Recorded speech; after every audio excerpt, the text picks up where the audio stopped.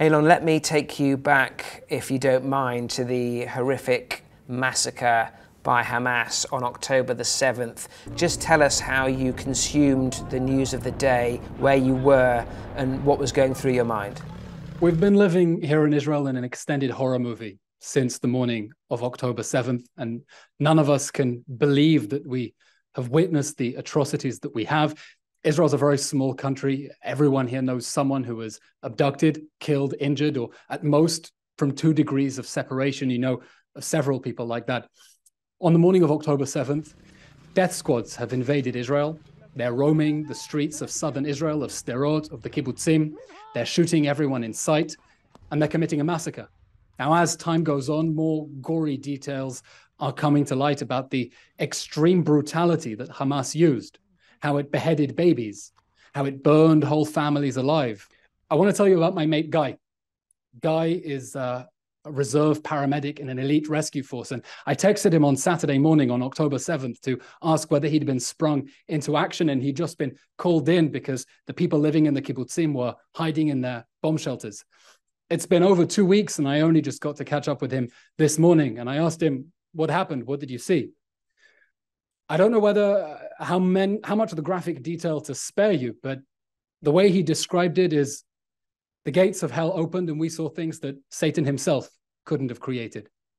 He saw 2 babies that had been thrown out of a window of a second story, thrown out of the second story. He saw parents whose bodies were riddled with holes because they tried to hold the doors of their safe rooms shut while the Hamas terrorists tried to get in.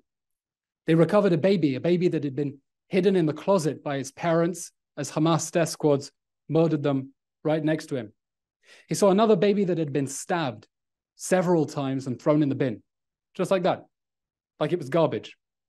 He saw people who'd been cuffed behind their backs and then shot in the head. He even saw that Hamas had scrawled graffiti on people's doors in their blood. That is what Israel experienced on October 7th. You know, since the beginning of the war, we've been saying Hamas is ISIS. But Hamas has shown itself to be so much worse than ISIS. The brutality, the cruelty, the sheer sadism.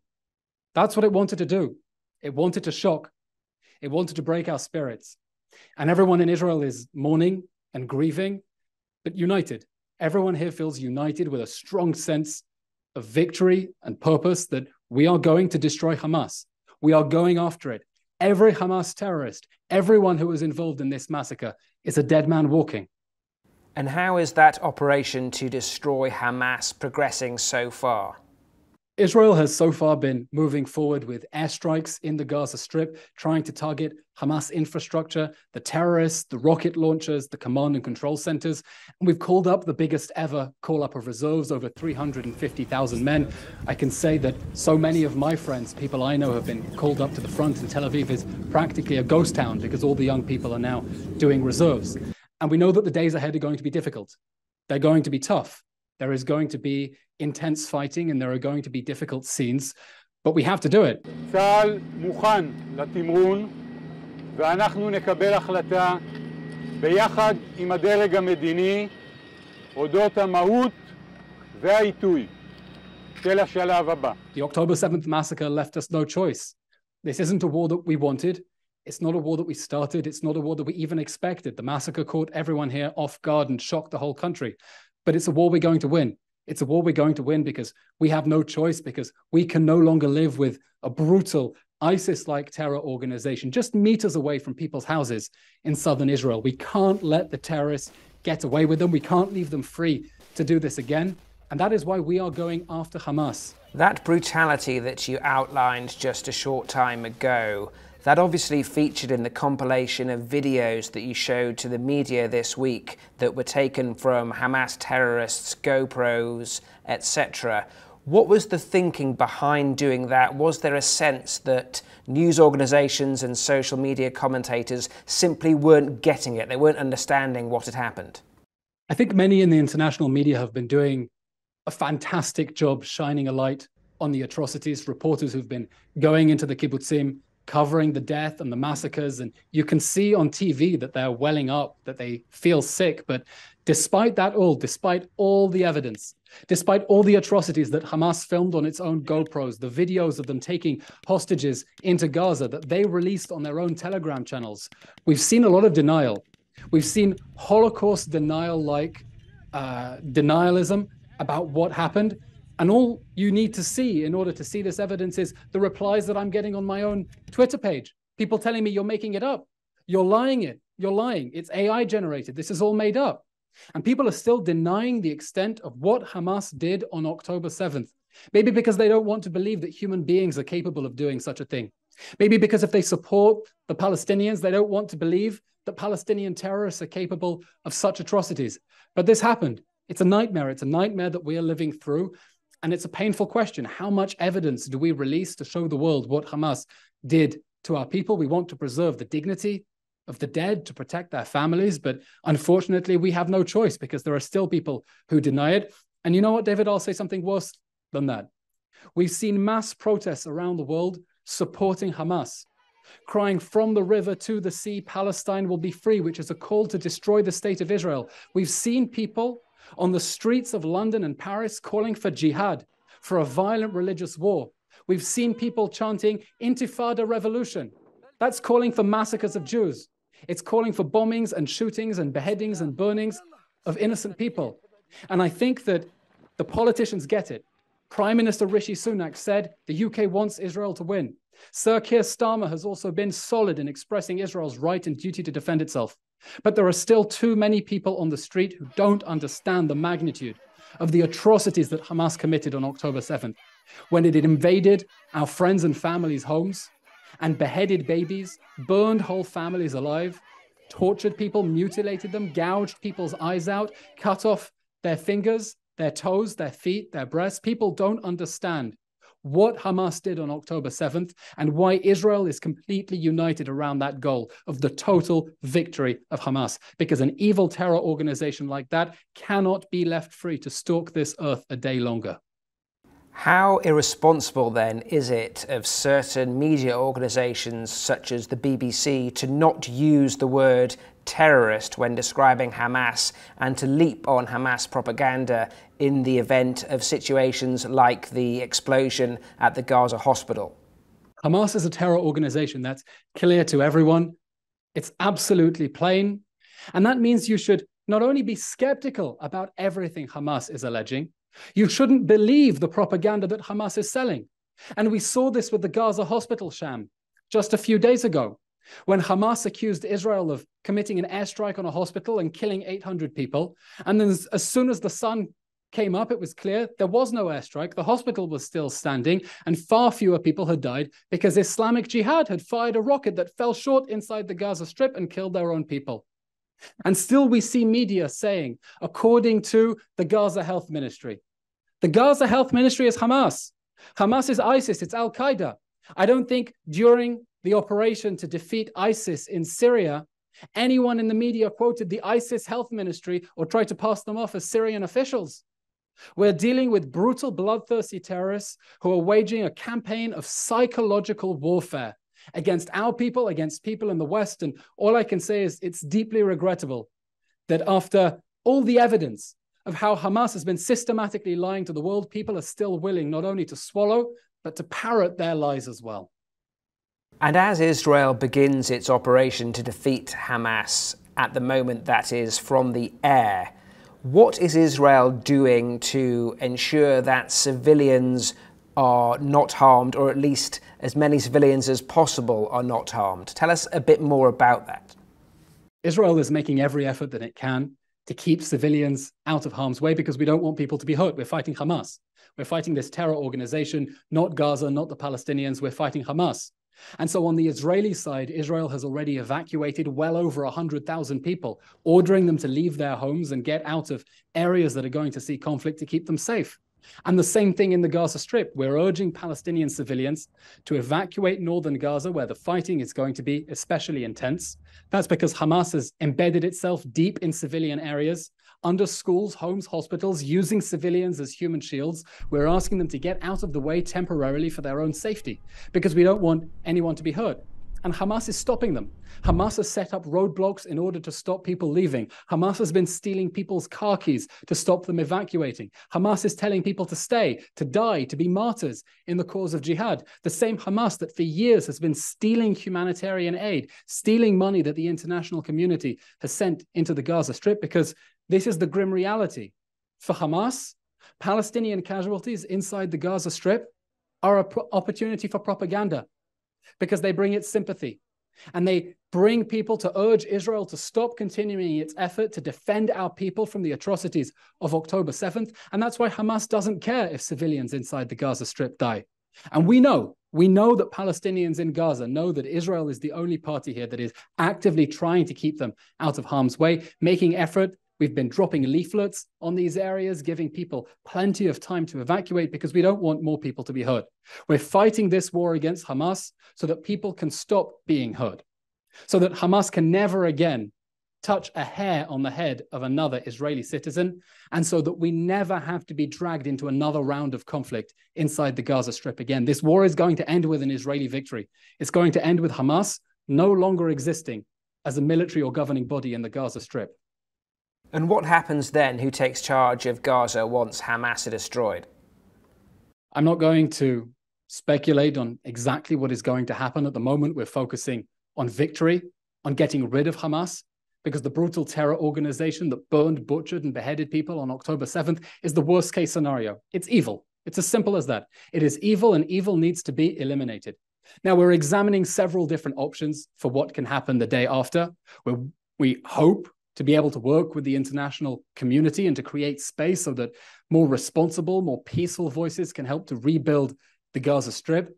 But for now, we're focusing on destroying Hamas. And I can tell you that whoever takes over the Gaza Strip the day after will remember Hamas. And they will remember the way that Israel totally defeated and destroyed Hamas in response to the massacre on October 7th.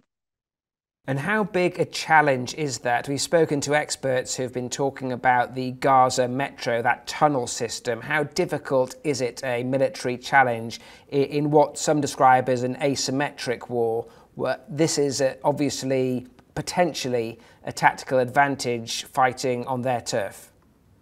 We know that we are up against a dangerous, cruel, and merciless enemy that has deliberately embedded itself among civilian areas in order to make it difficult for us to fight them, in order to use civilians as human shields. That's why we're asking people to get out of the way, and we know that the fighting is going to be very difficult.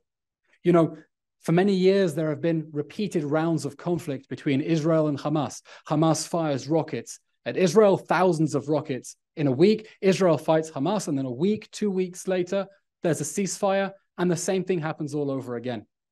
And for many years, perhaps Israel didn't go in, didn't finish the job with Hamas because of concerns about what would happen, about the very difficult and dangerous fighting that would happen in the Gaza Strip that is going to put our friends in harm's way. I told you, I have many friends who are doing reserves now, and I'm personally worried for them. I don't know whether they're going to come home safe, but we have no choice because we cannot go back to 6 o'clock in the morning on October 7th. We can't go back to a world where a brutal genocidal terror organization that says it wants to murder everyone in our country is free to do that, has the ability to do that, and thinks the international community will stop Israel from defending itself. The road ahead is going to be long, it's going to be difficult, but I have no doubt our society is united and we will win. And how concerned are you that the war could open up on more than one front? Obviously, Lebanon is also a factor, Syria potentially, and even beyond. What's your thinking there? How concerned are you? There is definitely a concern that the conflict with Hamas could widen to other arenas. And that's why it's very important that the United States, for example, sent 2 battle carrier groups into the Middle East as a clear warning to Hezbollah, Hamas's twin sister, in Lebanon, to Iran. If you're thinking of messing with Israel, if you're thinking of expanding this conflict, don't. And we have been very clear as well. Hezbollah, Hamas's twin sister in Lebanon, has about 150,000 rockets pointed at us right now. We don't want to fight on 2 fronts. We don't want to fight against Hamas and Hezbollah at the same time. But if we're forced to defend our people, If we're forced to go to war in order to stop these attacks on our people, we're ready to do it, and we will win.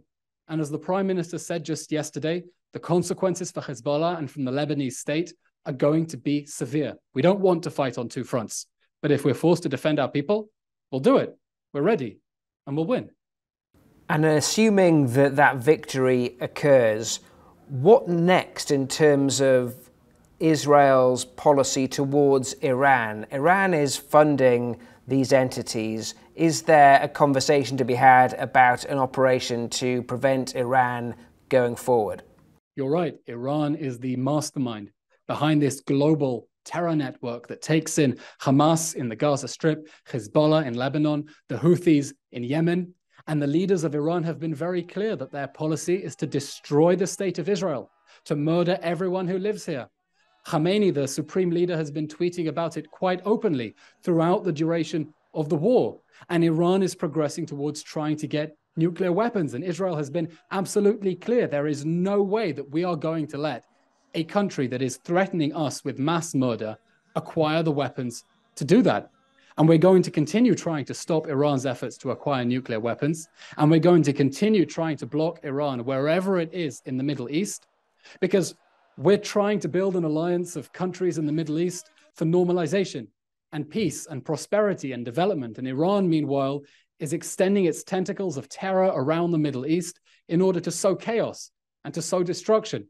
And I hope that the day after this war, the day after Israel wins, when the nations of the Middle East realize what atrocities Hamas's allies perpetrated on October 7th, that we're going to create more space for the moderate and reasonable nations to come together, to stand up to this terrorism, to stand up to this brutality, and work to create a better, safer, more secure and prosperous Middle East for everyone here. As the military operation continues, how confident are you that Israel can secure the release of the hostages that have been taken by Hamas? We are doing everything necessary to bring back those hostages. We're talking about over 220 babies, men, women, elderly people. I'll tell you, yesterday, when I was leaving work here in the Defense Ministry, I saw outside a birthday cake that had been set out for a little boy called Ohad. Ohad is 9 years old. Yesterday was his 9th birthday, and he's a hostage being held by Hamas. He was abducted together with his mother, together with his grandparents. His father is worried sick. They want him home. And we all feel this person, and we want to bring our children, our friends, and our family home. And we'll do whatever is necessary to bring them back. Now, Hamas has released 4 hostages, and it's done that because of international pressure. It's done that because of international pressure on Hamas, on its supporters. And we're demanding that every country in the world put more pressure on Hamas to release those hostages immediately and unconditionally, because there is no excuse for abducting a baby from its bed and holding it hostage for over 2 weeks in a dark tunnel somewhere. By the way, I'll tell you something about what we're doing as Israel to secure their release. We hear from many world leaders that Hamas doesn't represent the Palestinian people. And so we're appealing directly to the Palestinian people, saying, if you're shocked by what Hamas has done, abducting our babies, if you want to do the right thing, give us information about the location of those hostages. We'll give you a financial reward. We'll do everything we can in order to keep you and your family safe if you give us reliable information about where our friends, our family, our children are being held. And I can only hope that there are good people inside the Gaza Strip who will do the right thing and give us that information. We've given them the Signal and the Telegram channels in order for them to contact us. And I hope there are people in the Gaza Strip, people of conscience, who will do the right thing and help us find those hostages and bring them home to their families. Without revealing any tactical information that you're unable to, when do you expect a ground offensive to begin, and what shape will it take? I'm not going to speculate, as you rightly noted, about the timing of the next stage of the operations. But it's coming. Israel is going to move in. It's going to destroy Hamas. It's going to go after every single Hamas terrorist, every single rocket, every single command post, from the top of the Gaza Strip to the bottom, doing everything we can to avoid civilian casualties. But we are going to destroy the terror organization called Hamas in the Gaza Strip. We will defeat it. It's coming. It'll be long. It'll be difficult. And I want to thank and express gratitude for all our friends around the world who understand what Israel is going through and have been reaching out with messages of support and solidarity. I've had them personally, and they're touching. and understand that the road is going to be difficult, but we have no choice. Hamas has shown itself to be an evil, genocidal terror organization. It's evil, and we will eliminate that evil.